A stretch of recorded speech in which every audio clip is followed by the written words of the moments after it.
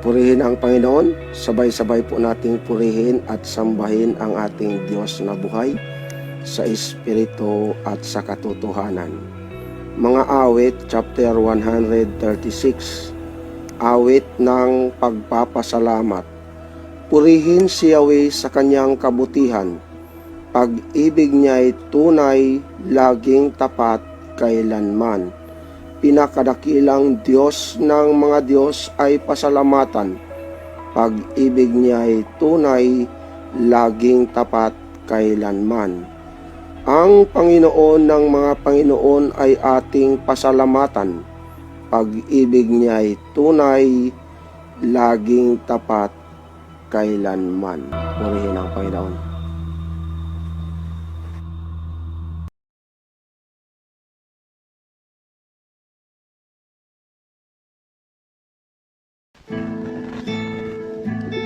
Amen. Mapagpalang umaga po sa ating lahat. Sama-sama po tayong magpuri, magluwalhati sa pangalan ng ating Panginoong Hesus. Hallelujah, sambahin ka o Diyos. Purihin ka, Panginoon.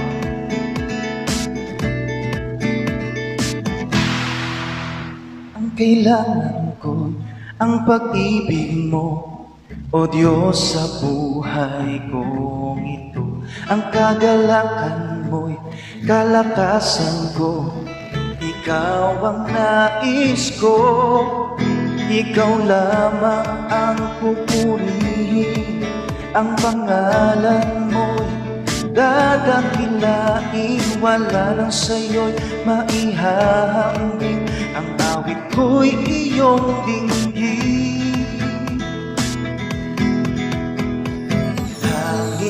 Ang aking nadarama sa tuwing kapiling ka, ang puso ko'y sumisigla, pagkat sa'yo'y sumasamba. O purihin ka ulit.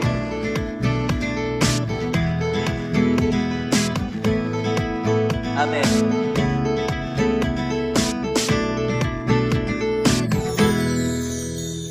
Kailangan ko ang pag-ibig mo, o Diyos, sa buhay ko ito.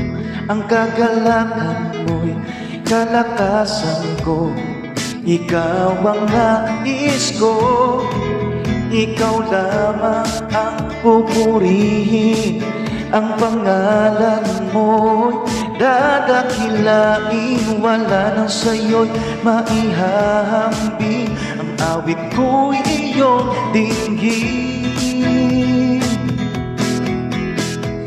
Langit ang aking nadarama sa tuwing kapiling ka, ang puso ko'y sumisigla, kapag sa'yo'y sumasamba. Langit ang aking nadarama sa tuwing kapiling ka, ang puso ko'y sumisigla, kapag sa'yo'y sumasamba. Hallelujah.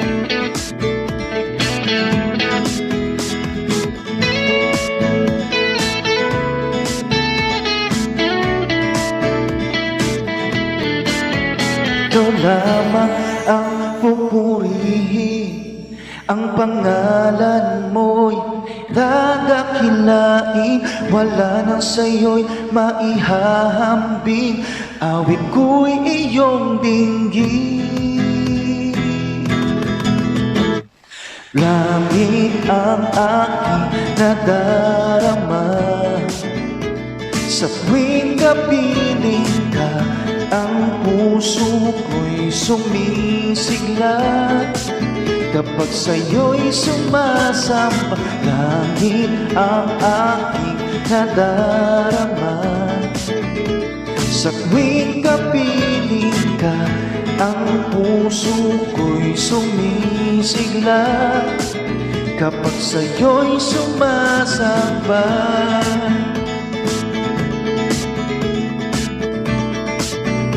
kapag sa'yo'y sumasamba.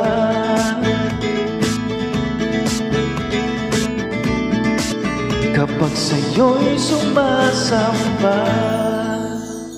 Amen. Purihin ka, Panginoon.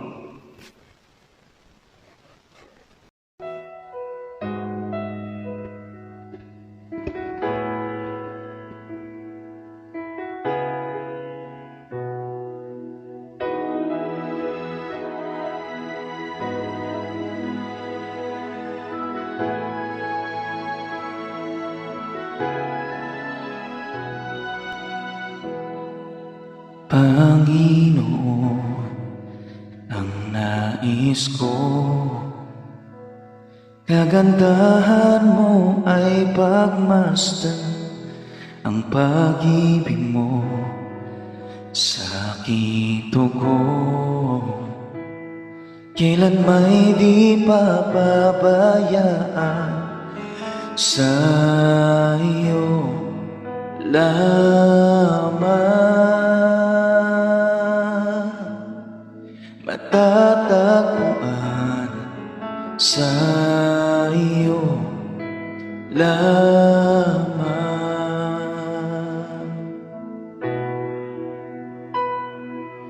Mananatili sa iyong lilim at sasambahin ka sa dakong lihim.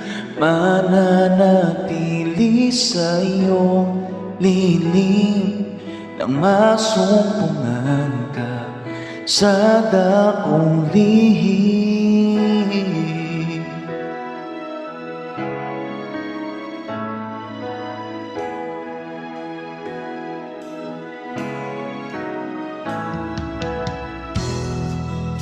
Panginoon, ang ngalan mo ay kalinga at sandigan ko, di mababago. Pangako mo, salita mo'y panghahawakan sa iyo lamang.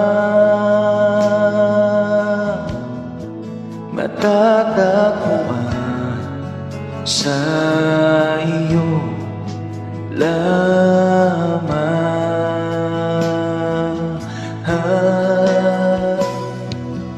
Mananatili sa iyo lilim at sasambahin ka sa dakong lihim.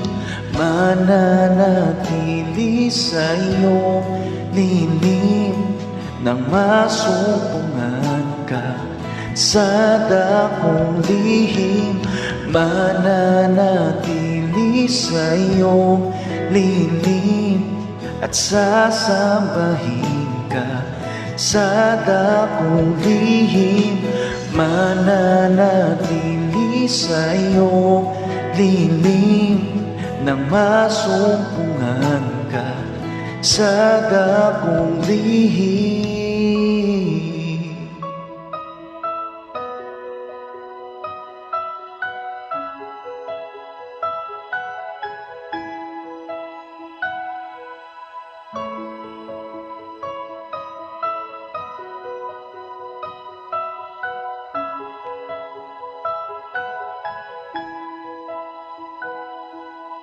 Ang papuri ko ay tanging sa'yo, sa'yo lamang iniaalay. O Panginoon, ang puso ko sa'yo magpakailanman. Ang papuri ko ay tanging sa'yo, sa'yo lamang iniaalay. O Panginoon, ang puso ko sa'yo magpakailanman. Ang papuri ko ay tanging sa'yo, Sa'yo lamang hiniaalay, O Panginoon, ang puso ko. Sa'yo magpakailanman, mananatili sa iyong lilim, at masumpungan ka sa dakong lihim. Mananatili sa iyong lilim, at sasambahin ka sa dakong lihim. Mananatili sa iyong lilim, nang masumpungan ka sa dakong lihim. Mananatili sa iyong lilim, at sasambahin ka sa dakong lihim.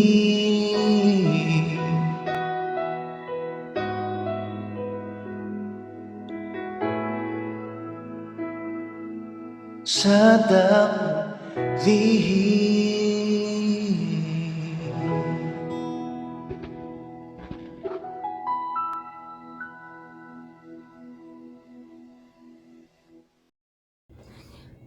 Magandang umaga po sa ating lahat. Tayo po'y lumapit sa Panginoon sa umagang ito. Samahan niyo po ako manalangin.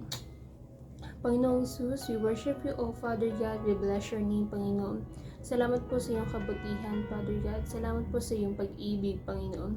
Your grace is enough sa bawat isa, Father God. You are great, Panginoon, at wala nga pong makahihigit sa inyo, Father God. Patuloy po na itinataas namin ang gawain ito, Father. Patuloy na lumalapit kami sa inyo sa umagang ito. Patuloy nga po, Panginoon, na yung mga salita mo lamang, Father God, yung aming naisin, Father God, at yung presensya mo, Panginoon. Patuloy na ma-focus lamang ang aming mga mata at isipan, Father God, sa mga salita mo, Panginoon. We pray kay Pastor Alex na magbabahagi ng iyong salita. Patuloy na bigyan mo siya ng kalakasan, ng wisdom, Panginoon. At patuloy po na itago mo siya sa iyong likuran, Father God, at ikaw lamang yung maihayag, Panginoong Jesus. Patuloy nga po, Panginoon, na yung mga makikinig, Father, patuloy na matamnan ng iyong mga salita, Panginoon, at hindi lamang po namin ito mapakinggan, bagkus may ibahagi din namin sa iba, Father God, upang maabot pa, Panginoon, yung mga hindi pa nakakakilala sa Panginoon sa inyo. Especially yung aming pamilya, Father God. Open their hearts, Panginoon, and ears, Father God, upang mapakinggan nila, Panginoon, ng malinaw yung mga salita mo, Father God, at matamnan yung kanilang mga puso, Father God. Panginoon, salamat po sa umagang ito, Father God, dahil andito kami, Panginoon, nakakapagpuri sa inyo, Father God, ng maluwag, Panginoong Jesus. At patuloy po, Panginoon, na ikaw lamang yung naisin namin, Father God. Sa lahat ng mga pinagdadaanan namin, Panginoon, ikaw po yung nakakita ng sitwasyon ng bawat isa, Father God. Ikaw lamang po yung aming makita, Father God. Ikaw lamang yung aming hanapin, Panginoon, kung ano man yung aming mga nararanasan, Father God, especially sa nararanasan ngayon, Father God, na may pandemic, Father God. Ikaw lamang yung aming masumpungan, Panginoong Jesus. At patuloy po, Panginoon, na ang kadakilain mo ay maihayag, Panginoon, sa panahong ito, Father God. Panginoon, salamat po sa iyong kabutihan, Father God. Patawarin mo po ang bawat isa sa aming mga nagagawang pagkakasala, Panginoon. At patuloy po, Panginoon, na basagin mo yung aming mga puso, Father God. Kung ikaw po yung nakakita, Panginoon, ng puso ng bawat isa, Father. We worship you, O Lord. We bless your name, Panginoon. Salamat po, Father God. You are marvelous, Panginoon. You are great, Panginoon. Sa iyo po ang lahat ng papurit at salamat sa tanging pangalan mo, Panginoong Jesus. Amen.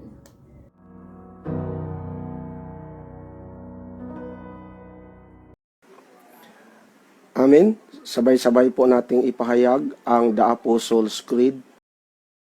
I believe in God, the Father Almighty, the maker of heaven and earth, and in Jesus Christ, His only Son, our Lord, who was conceived by the Holy Spirit, born of the Virgin Mary, suffered under Pontius Pilate, was crucified, dead, and buried. He descended into hell. The third day he arose again from the dead. He ascended into heaven, and sitteth at the right hand of God the Father Almighty. From thence he shall come to judge the quick and the dead. I believe in the Holy Spirit, the holy universal church, the communion of saints, the forgiveness of sins, the resurrection of the body, and the life everlasting. Amen.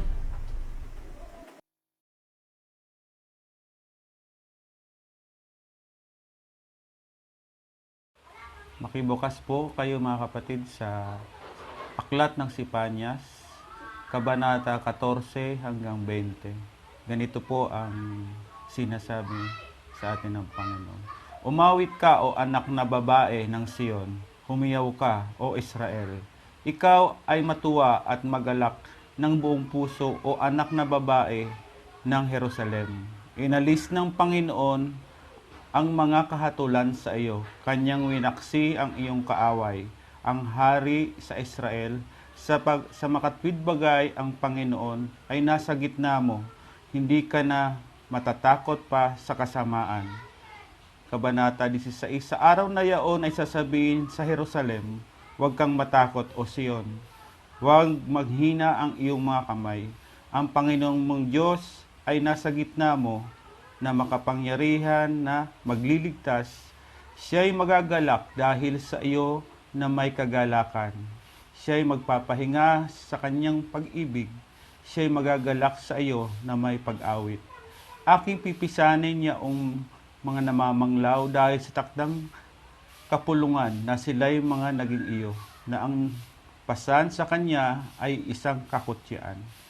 Kabanata 19, narito sa panahong yaoy, aking parurusahan ang lahat ng mga dumadalamhati sa iyo, at aking ililigtas ang napipilay, at ang aking pipisanin ang pinalayas, at aking gagawin silang kapurihan sa kabantugan, ang kahihiyan nila ay napasa buong lupa. Sa panahong yaon, Kabanata 20, aking ipapasok kayo, at sa panahong yaoy aking pipisanin kayo, sapagkat aking gagawin kayong kabantugan at kapurihan sa gitna ng lahat ng mga bayan sa lupa. Pagka aking ibinigay kayo sa harap ng inyong mga mata, mula sa inyong pagkabihag, sabi ng Panginoon. Sa Diyos po ang papuri sa kanyang mga salita.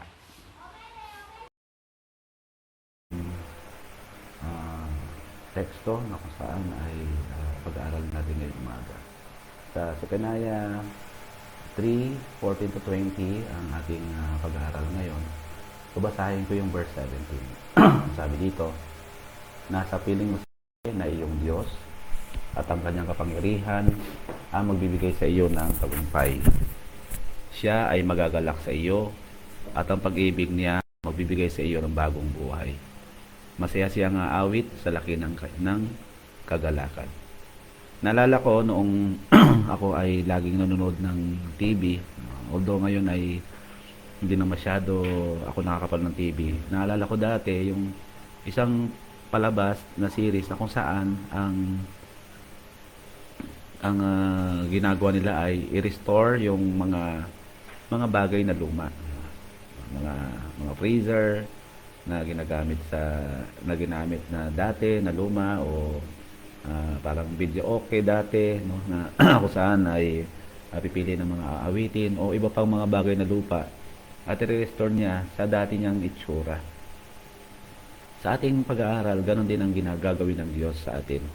Sa kabila ng ating mga pinagdaanan, sa kabila ng ating mga challenges sa ating buhay, nandiyan ang Diyos para tayo ay i-restore sa kanyang presence. Sa Zephaniah ay ang mga tema ay kapareho din ng mga iba pang nating napag-aralan, na kung saan ang mga mga Israelita o Juda ay nagkasala, and yung mga leaders sila ay kinalimutan nila ang kanilang task na dalhin ang mga tao sa Diyos. Sa halip sila ang nag-abuso sa kanilang kapwa mga Israelita. Kaya ang nangyari, hinatulan sila ng Diyos At sila ay na-conquer, nahati ang Israel. At kinonquer sila ng Assyrian Empire, Babylonian Empire. At dito ay makita natin yung pagkilos ng Diyos sa kabila ng kanilang mga naranasang mga pagsakop sa kanila, pag-alis sa kanila sa kanilang bayan, ay nandun pa rin ang Diyos sa kanila. At ang pangako ng Diyos na sila ay muling ibabalik at i-restore sila. Ang Sepanaya, ang pangalang Sepanaya ay ang ibig sabihin ay Yahweh is hidden. Na sa kabila ng mga pangyayari, no? Doon sa pangalan pa lang niya ay hindi nakikita si Yahweh, pero nandiyon siya na kumikilos. No?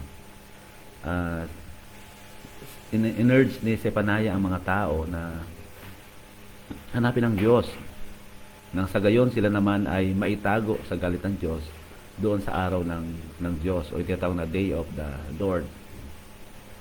So meron akong 3 puntos o 4 na puntos na ibabahagi sa inyo na laman ng text na ating pag-aaralan.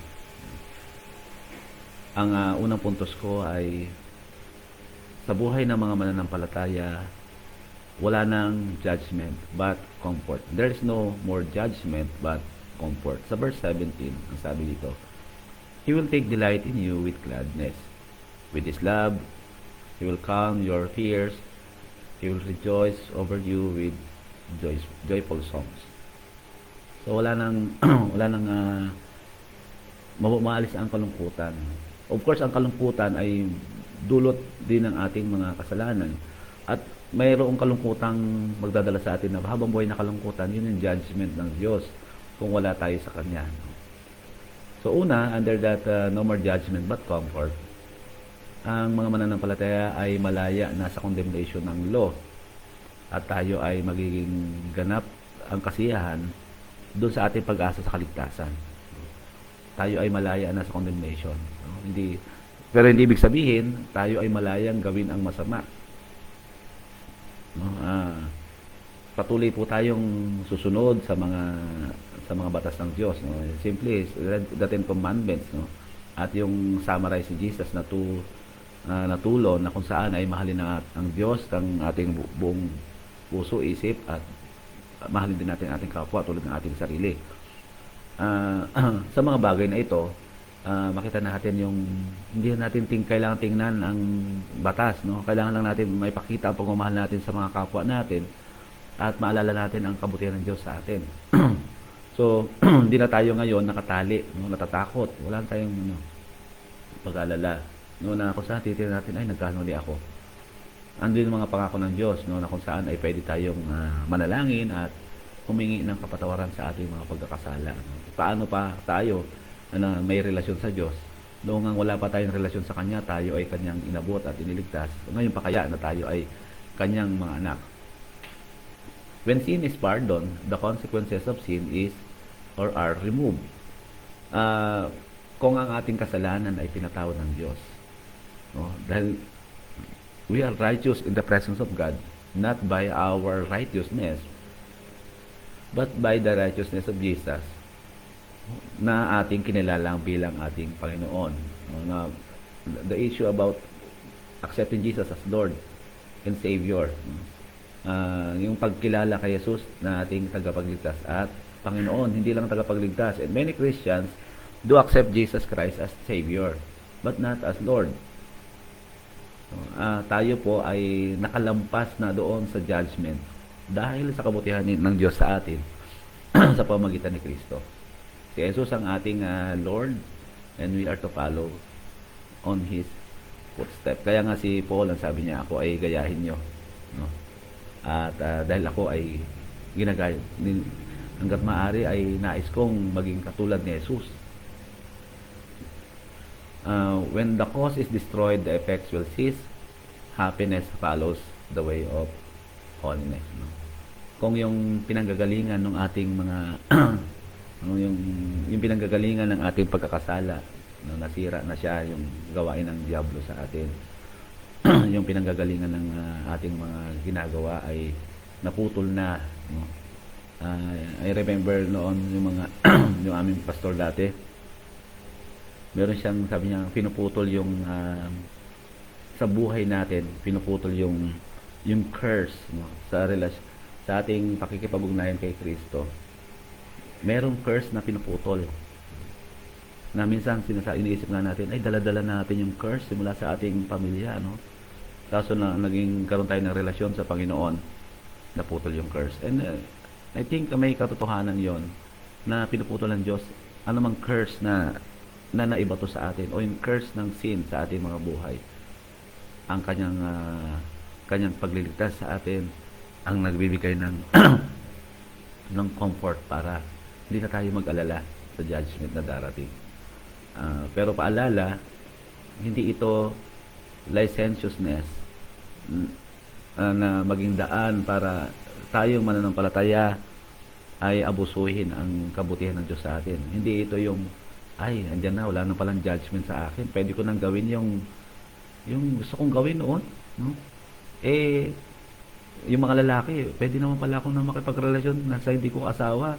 O pwede ko palang gawin dito kasi ako ay ligtas na at wala naman palang epekto ito. No? Hindi po ganoon. Ang mananampalataya ay nagpapasalamat na patuloy sa Diyos at kinikilala ang Diyos na kanyang tagapagligtas at Panginoon. So, ikaw ngayon ay hindi na slave ng kasalanan, kundi ikaw ay slave or servant ng Diyos. No? Tinawag ka niya upang maglingkod sa Kanya. Pangalawa, no more enemies to be feared. No? Sa verse 19, and I will deal severely with all who have oppressed you. I will save the weak and the helpless ones. Of course, yung sa buhay ng mga Israelita o Hebrews, no, they were oppressed not just by the foreign oppressor, but yung kanilang mga kasamang leaders, no, inabuso sila, yung judgment para sa kanilang mga problema sa mga cases nila, ang pinapaboran yung mga mayayaman at inabuso ang mga tao. So kaya pagbasa natin ng text na ito sa Zephaniah, may sinasabi nabanggit na remnant na kung saan ito yung mga Israelita na maiiwang patuloy na nagtitiwala sa Diyos. Maiiwang sumasamba sa Kanya. Maiiwan dahil sila ay nirestore at pinili ng Diyos na manatili, no? So hindi lahat ng Israelita merong naiwan na kung saan ay patuloy na mananampalataya at magtitiwala sa Diyos. No, tayo ay, no, maaaring kasama tayo, no, doon yung remnant na tinatawag sa biblical term, no, parang sinasabi nila ito yung mga pinili ng Diyos na manatili para sa akin. Ang ginawa ng Diyos ay tayo ay pinili niya na manatili doon sa ating doctrine sa Perseverance of the Saints, no, na kung saan, no, tayo ay nagtitiyaga sa ating pananampalataya, pero at the same time doon sa pinayon ng tulip may preservation ng Diyos, no. Pag nakita natin, dalawang bagay ang nangyayari doon, no. Tayo ay nananatili dahil tayo ay nananampalataya sa Diyos, pero at the same time ang kanyang mga anak ay pinapanatili niya. At dito sa pangalawa, under this, no more enemies to be feared, the enemy will be casted away. Sila ay lilipulin. No? Sa panahon ng kung saan ay na-capture ang Judah, tinalo ng Babylonian Emperor ang Assyria. At sila ay nakabalik. No? Pero dito makita natin yung casting away ng enemy. Even yung paglipol sa mga Diablo, no, sa Revelation, no, sila ay itinali. Hindi tayo nag-aalala. Wala tayong dapat katakutan. Natalo na ang kaaway, ang bunga ng kasalanan, ang panunukso ng Diablo, pero nandiyan pa rin yung ating dapat na pagtitiwala sa Diyos. Sa pangatlo, no other gods than the mighty Savior. Sa ating awiting, ang Diyos ay mighty to save. Sa verse 18, ang sabi, He is a mighty Savior. He will take delight in you with gladness. Ang Diyos ay sa kabila ng kanyang distance sa atin, siya rin naman ay malapit sa ating mga panalangin. Tayo ay kanyang ililigtas.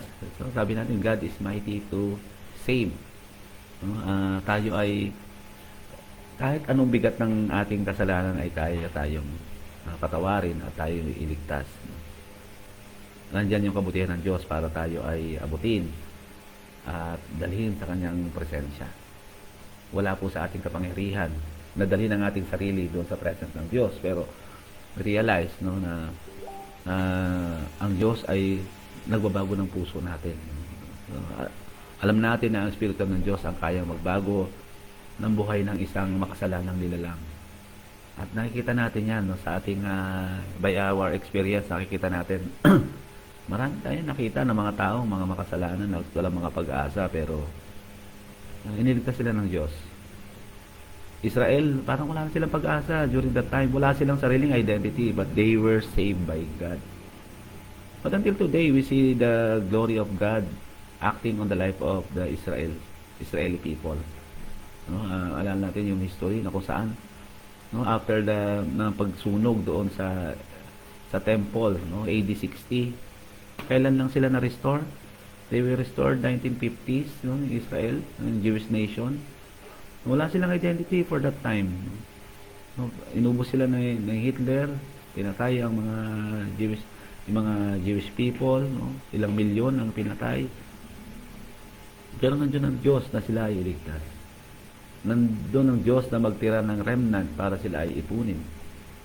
Nandiyan ang Diyos para iligtas ang kanyang mga pinili. Pangapat, under this sermon ay we are no more an outsider but a restored people. Hindi na tayo outsider of God's relationship natin sa Diyos. Sa verse 20 actually, at sa verse 18, ilang beses nabanggit yung I will gather you together. Or sa verse 20, on that day I will gather you together and bring you home again. I will give you a good name, a name of distinction among all the nations of the earth, as I restore your fortunes before their very eyes. Ito ang oracle ng Diyos, noon ay si Panaya na binigay ng Diyos sa kanya, na kung saan ay i-restore ng Diyos ang Israel. So, kung ikaw nabubuhay nung panahon yon, parang iisip mo wala ng pag-asa, mananatili lang tayo dito sa ibang bayan. Pero ang sabi ng Diyos, ang pangako ng Diyos sa kanila, dadalhin ko kayo, muli ko kayo i-gather. Pero ang pangakong ito ay hindi agad mangyayari sa panahon na iyon. Kailangan pa maghintay. At kaya nga minsan yung nangyayari sa ating lipunan na sinasabi natin, ano kaya nangyayari sa Pilipinas? Sabi natin, puro corruption. Pero maaari na magtiwala tayo sa Diyos na patuloy na i-restore niya ang ating bayan. Ngunit maaring hindi pa ngayon. Maaring mayroong maghintay pa ng time. 10 years, 20 years, or maybe doon sa ating mga susunod na generations ay mangyari na maging mabuti na ang ating bayan. Pero dito, ang pinag-usapan dito ay yung relationship ng Diyos sa mga Israelita, at maaari nating makita yung relationship ng Diyos sa atin, na kung saan dahil siya yung mighty Savior, siya ang gagawa ng paraan para ayusin at tayo ay iligtas. Under this restoration of God, restore people, restoration is an act of God. Ito ay pagkilos ng Diyos, na tayo ay yung Israel ay they were restored, kumilos ang Diyos. Hindi siya nakikita, just like the meaning of the name of Zephaniah, hidden. Na kumikilos ang Diyos, siya ay hidden, pero kumikilos siya para i-restore ang Israel. At the same time, ang ating restoration, yung relationship natin sa Diyos, ang Diyos lang din ang may kakayahan na ma-restore tayo. Although sinasabi lang natin na nananampalataya ako sa Diyos, ay nagtiwala ako sa Diyos. Pero kung hindi kumilos ang Diyos, na maintindihan natin ang kanyang salita, nagbasa tayo ng Bible, o nakarinig tayo ng preacher, kumilos ang Diyos sa ating mga puso nang sa gayon ay maunawa natin yung nais niyang sabihin para sa atin. We cannot restore ourselves to God, but God can make it happen by bringing us to Himself. Tayo ay dinadala ng Diyos, hidden siya. Hindi natin nakikita kung paano kumikilos ang Diyos, pero siya ay kumikilos. Tayo ay kanyang inililigtas sa kanyang sariling pagkilos. Hindi natin iniligtas ang ating sarili. Malungkot siguro ay hindi natin kayang ligtas ang ating mga sarili at sabihan ng Diyos, Lord, ligtas ako kasi pinili kita. Naligtas ako kasi sinabi mo na walang tiwala ako sa'yo, maliligtas ako. Aking kapangyarihan ng pagpili, hindi po. Although we recognize na tayo ay nanalangin sa Diyos, humingi ng tawad sa Diyos, nanampalataya sa Kanya, but there is a reality na kung saan ang Diyos ay kumikilos para tayo ay manampalataya. So, naniniwala tayo na tayo, mga ligtas, nanampalataya sa Diyos. Kumilos tayo para manalangin, kumilos tayo para manampalataya. Pero sa likod ng pagkilos natin ay naandun din na ang pagkilos ng Diyos na tayo ay manampalataya. Nahipuin ang ating mga puso. Restoration of God's blessing is also provided to us. Tayo ay Kanyang ibibigay sa atin yung restoration blessings. We see families na kung saan yung Israel ngayon, makita natin na nirestore sila ng Diyos sa kanilang sitwasyon. Sila ay mayaman, pero hindi naman kailangan, hindi Christian ang religion nila, but still they use the Old Testament. So yung restoration ng ating relationship sa Diyos ay na-restore din pati yung kanyang blessings. Ipoprovide niya yung ating mga pangangailangan. Pangatlo, this restoration will be visible to everyone. God's restoration of Israel physically ay kita natin. At sa buhay natin, makita natin yung blessing ng Diyos. Makita ng mga tao na itong mga taong ito, itong mga taong ito na mga Kristiyano ay parang ang hirap naman ng kalagayan nila dati, parang wala naman silang pag-asa. Pero bakit ngayon, after many years of serving their God, ay nagkaroon ng pagbabago sa kanilang buhay? But paalala ko, hindi lang ito tungkol sa ating yung paglago ng ating ekonomiya sa ating mga tahanan, kundi kasama dito yung ating paglago spiritually, at makita nila na nagkaroon ng pagbabago sa ating mga buhay. At ang sa gayon, nagiging daan ito para makilala din ng mga tao si Kristo. Makilala ng Diyos na itong mga taong ito ay hindi ito mga ipokrito, na sila ay mabubuti lamang pagdating sa simbahan, pero sa kanilang mga taanan ay hindi naman. Visible sa mga tao yung blessing ng Diyos sa atin, yung restoration na yan. So, kaya nga hindi natin, baka doon pa lang sa pakikipagrelasyon natin sa mga tao na wala pa kay Kristo, kumikilos ang Diyos sa kanilang buhay at nakikita nila, binago ng Diyos ang mga buhay ng tao ito. Mga apat, restoration cannot be undone by the enemies, nor our weakness can stop it, for God will give us strength. So may dalawang kalaban, yung kalaban, una ay yung outside, yung gawa ng diablo, at pangalawa yung inside, which is our weakness. Pero sabi natin kanina, na tayo ay palalakasin ng Diyos, na tayo ay Kanyang gagabayan. Siya ang mabibigay ng lakas sa atin para mapaglabanan ang gawa ng kaaway at ang ating mga kahinaan. Naging si Pablo, sinabi niya ito sa Romans 6. Sa Romans 6 na kung saan parang isang awitin ng rapper, gusto kong bumait pero di ko magawa. Nananalagi, nasa atin sa katawan ang kasalanan, pero patuloy pa rin tayo, sa kabila ng ating kahinaan ito ay patuloy na pinalalakas tayo ng Diyos. To conclude this message, nabanggit ko kanina yung restoration projects, sa mga TV shows na kung saan nire-restore nila mga kotseng luma. But remember na pag nag-restore ka ng isang bagay na luma, ay it will cost us money. Magastos ang pag-restore ng mga bagay na luma na gusto nating ibalik sa dati niyang itsura. Magastos yun. And God restoring activity is also costly. It cost the life of Jesus on the cross for us, para tayo ay maligtas. And yun yung paraan ng Diyos na kung saan para tayo ay maligtas at manampalataya tayo doon sa Kristong ipinako sa krus. Ang Diyos ay kumikilos para tayo ay i-restore. At minsan iisip natin, bakit ganoon? Para namang hidden yung message. Bakit kailangan mamatay ng Diyos? Para may Diyos bang namatay? Yun ang pagkilos ng Diyos. Yun ang paraan niya para tayo ay iligtas. Yun ang paraan niya para kumilala tayo sa Diyos. Sana ay patuloy po tayong magtiwala sa Panginoon na sa kabila ng ating pinagdadaanan sa pandemyang ito, na parang tingin natin siya ay parang hindi yata nakikinig. Natutulog nga ba ang Diyos? Ang sabi ni Gary Valenciano. He is hidden, but He is also working. No? Hindi natin siya nakikita, pero nararamdaman natin ang pagkilos siya sa ating mga buhay. No? Hanggang ngayon, tayo ay, sa kabila ng pangyayari ng pandemic, nandito pa rin tayo. Iba't ibang naranasan natin. Marami tayong mga kapatiran, nagkaroon ng karamdaman. Pero nandyan ang Diyos para tayo ay patuloy na i-restore sa ating yung health natin. Pero may mga iba na nawala na at kinuha na ng Panginoon. At kagandahan, nandun na sila sa piling ng Diyos. Salamat sa kabutihan ng Diyos sa atin. Yung message ng Diyos para sa atin ngayong umaga ay He is the God of restoration. Tayo po ay pagpalain ng Diyos ngayong umaga.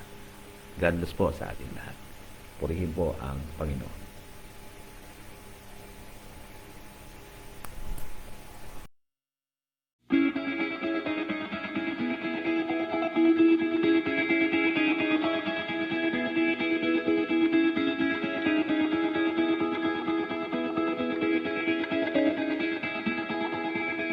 A mighty fortress is our God, a shield that never fails. Amid the flood of mortal ills, His power will prevail. Our ancient foe is cruel and armed with hate, yet with one word He'll bow to Jesus' reign. Hope in God, oh my soul, He is strong and He's strong to save. Hope in God, He's a rock in your hiding place. He's a mighty fortress.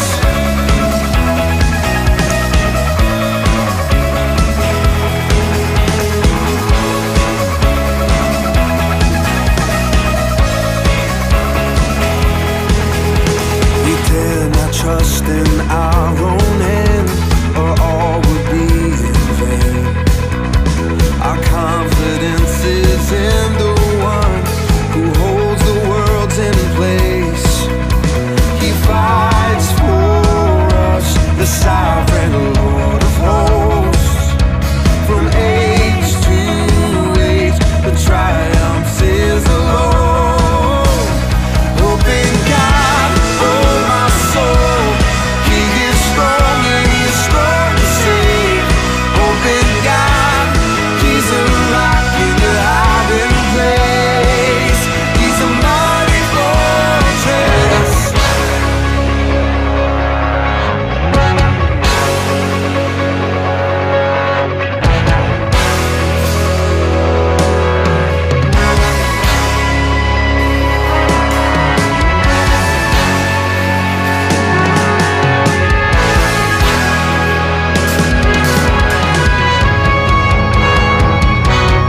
Hope in God, oh my soul, He is strong and He's strong to save. Hope in God, He's a rock in your hiding place. Hope in God, oh my soul, He is strong and He's strong to save. Hope in God, He's a rock in a hiding place. Hope in God, oh my soul, He is strong and He's strong to save. Hope in God, He's a rock in a hiding place. He's a mighty fortress, a mighty fortress. He's a mighty fortress, Lord. He's a rock and a mighty fortress.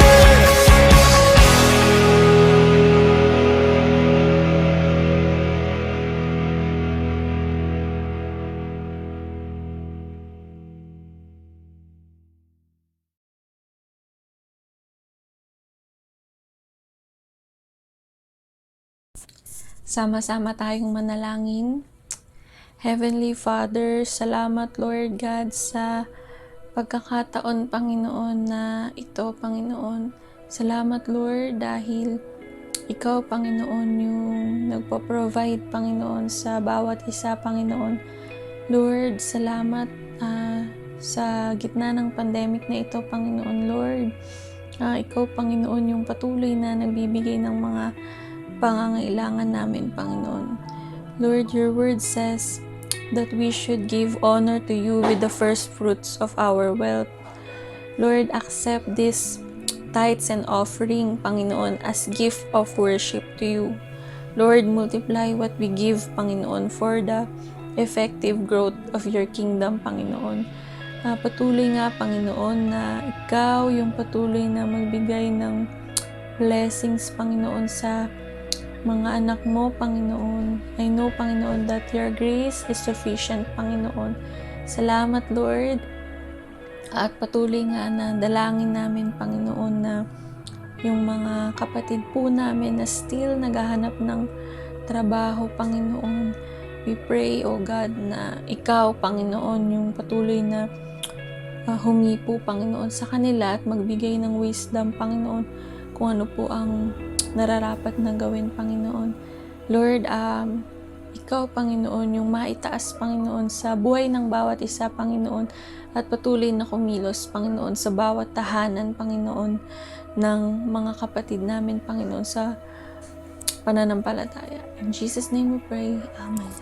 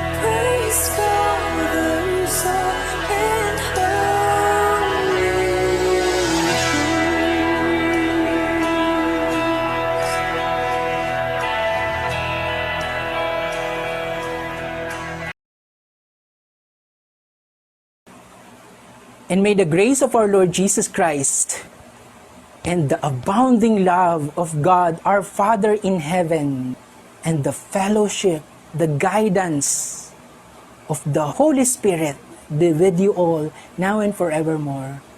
Amen.